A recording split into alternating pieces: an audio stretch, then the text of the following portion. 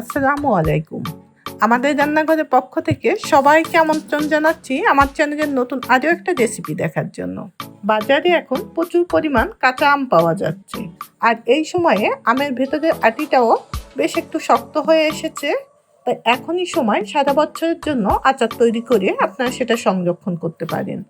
আর আজকের এই টকঝাল মিষ্টি আমের আচারটা আমি খুবই সহজ এবং সিম্পলভাবে আপনাদের সামনে উপস্থাপন করেছি, এবং অল্প কিছু উপকরণ আমি এখানে ব্যবহার করেছি।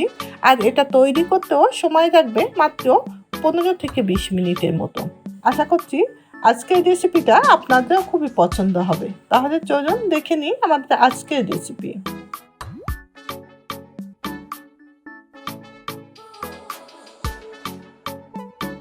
আমের আচার তৈরি করার জন্য আমি এখানে আম নিয়েছি 1 কেজি। আমটাকে আমি আগেই খুব ভালোভাবে পরিষ্কার করে নিয়েছি। এবার এই আমটাকে আমি একটু ছোট ছোট করে কেটে নিচ্ছি।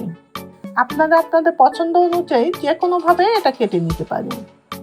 আমটা কেটে নিয়ে এবার এই আমটাকে আমি একটু পরিষ্কার পানি দিয়ে আবারও ধুয়ে নিচ্ছি।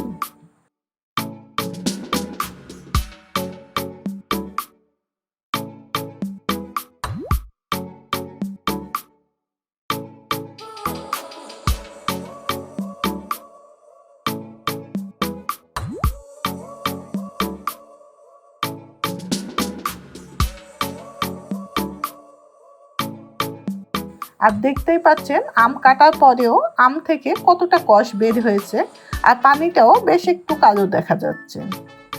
এবার এই আমটাকে আমি খুব ভালো করে ধুয়ে একটা স্টিনারে উঠিয়ে নিচ্ছি এবং সম্পূর্ণ পানিটাও আমি ঝরিয়ে নিচ্ছি।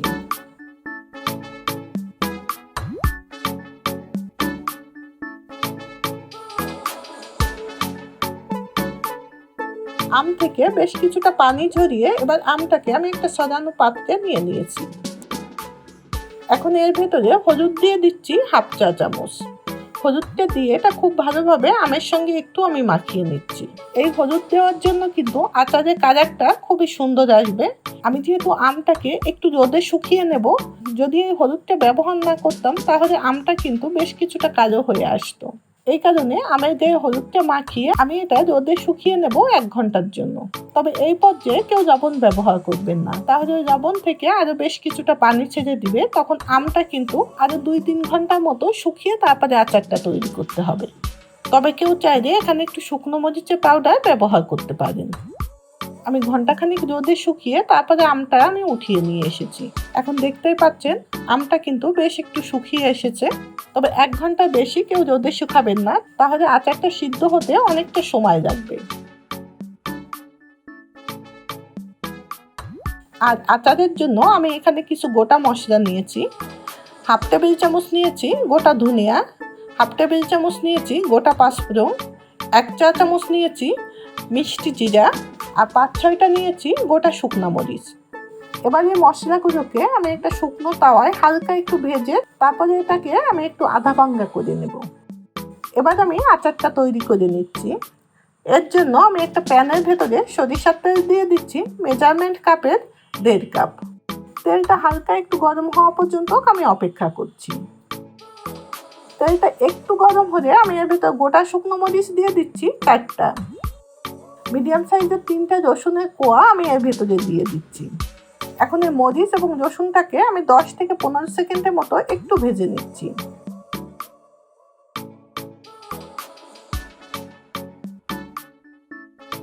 দশ 15 সেকেন্ডের মতো একটু ভেজে নিয়ে আমি এখন এর ভেতরে গোটা পাঁচফোড়ন দিয়ে দিচ্ছি 1/2 টেবিল চামচ।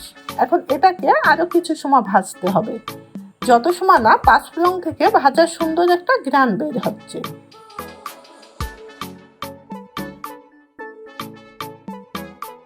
কিছু সময় একটু ভেজে নিয়ে এবার এর ভেতরে আমটা আমি দিয়ে দিচ্ছি। আমটাকে দিয়ে আমি এই তেলের ভেতরে এটাকে আমি মিনিট খানিক একটু কষিয়ে নিচ্ছি।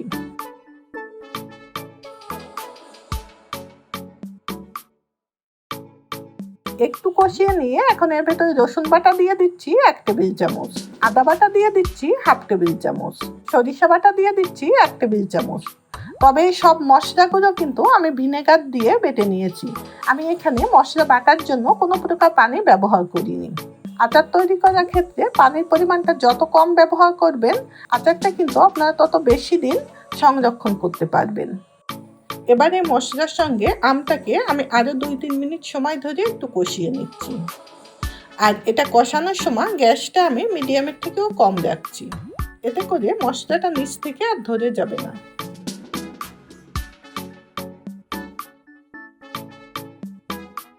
মিনিট খানিক একটু কষিয়ে নিয়ে এখন আমি এর ভেতর লবণ দিয়ে দিচ্ছি 1 চা চামচ, আর শুকনো মরিচের পাউডারও দিয়ে দিচ্ছি 1 চা চামচ। মরিচ এবং লবণটা সম্পূর্ণ নিজেদের স্বাদ অনুযায়ী কম বেশি করে নেবেন। হলুদ দিয়ে দিচ্ছি 1/2 চা চামচ। আবারও সবকিছু একটু কিছু সময় আমি কষিয়ে নিচ্ছি। এই 4-5 মিনিট সময় ধরে এটা কষিয়ে নেওয়ার পর এখন এর ভেতরে চিনি দিয়ে দিচ্ছি 1/3 কাপ।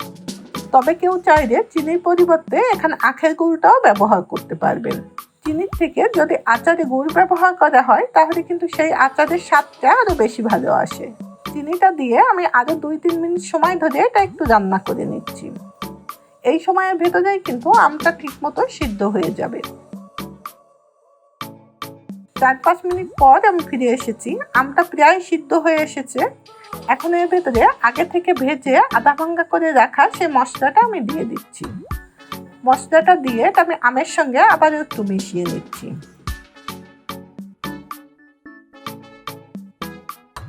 একটু মিশিয়ে নিয়ে এখন এর ভেতরে হোয়াইট ভিনেগার দিয়ে দিচ্ছি 3 টেবিল চামচ। এই ভিনেগারের জন্যই কিন্তু আপনারা আচারটা সারা বছরই সংরক্ষণ করতে পারবেন। আরও 3-4 মিনিট রান্না করার পর এখন আমটাও ঠিকমতো সিদ্ধ হয়ে গিয়েছে। এবার আমি গ্যাসটা বন্ধ করে দিচ্ছি এবং কিছুটা ঠান্ডা হওয়ার পর আমি আচারটা নিয়ে আবারও ফিরে আসছি। এই আচারটা আপনারা একটা শুকনো কাচের বয়ামে করে সারা বছর সংরক্ষণ করতে পারবেন। তবে আচারটাকে মাঝে মধ্যে একটু রোদ্দুরে দেবেন। অনেকেই বলে আচার রোদে না দিয়েও সারা বছর সংরক্ষণ করা যায়, তবে সেই ক্ষেত্রে দেখবেন আচারটাই কেমন যেন একটা পুরাতন গন্ধ হয়ে আসবে। তাই আমি বলবো মাঝে মধ্যে আচারটাকে একটু রোদ্দুরে দিবেন, বিশেষ করে বর্ষাকালে। আর যদি বাসায় রোদের ব্যবস্থা না থাকে এটা আবারও একবার ফুটিয়ে নিতে পারেন। যদি আচারের তেল মনে করেন কম হয়ে গিয়েছে তাহলে কিছুটা সরিষার তেল আবারও ফুটিয়ে তারপর সেটা ঠান্ডা হওয়ার পর এই আচারের বয়ামের ভেতরে সেটা দিয়ে দিবেন। তেলের নিচে আচার ডুবিয়ে রাখলে তাহলে সেই আচারটা কিন্তু দীর্ঘদিন আপনারা সংরক্ষণ করতে পারবেন। আর আচারটা কখন এঁটো হাত কিংবা ভেজা চামচ দিয়ে উঠাবেন না, তাহলে দ্রুত কিন্তু আচারে ফাঙ্গাস পড়ে যাবে। রেসিপি পছন্দ হলে আমার ভিডিওতে একটা লাইক দিয়ে আমার চ্যানেলের অন্যান্য ভিডিওগুলো দেখে আসতে পারেন।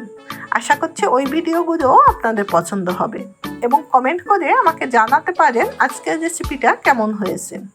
এবং রেসিপি সম্পর্কিত কোনো প্রশ্ন থাকলে সেটাও আমাকে কমেন্ট বক্সে জানাতে পারেন, আমি চেষ্টা করব আপনাদের প্রশ্নের উত্তর দেওয়ার। ধন্যবাদ এত সময় আমাদের সঙ্গে থাকার জন্য। আবারও দেখা হবে নতুন কোনো রেসিপির সঙ্গে।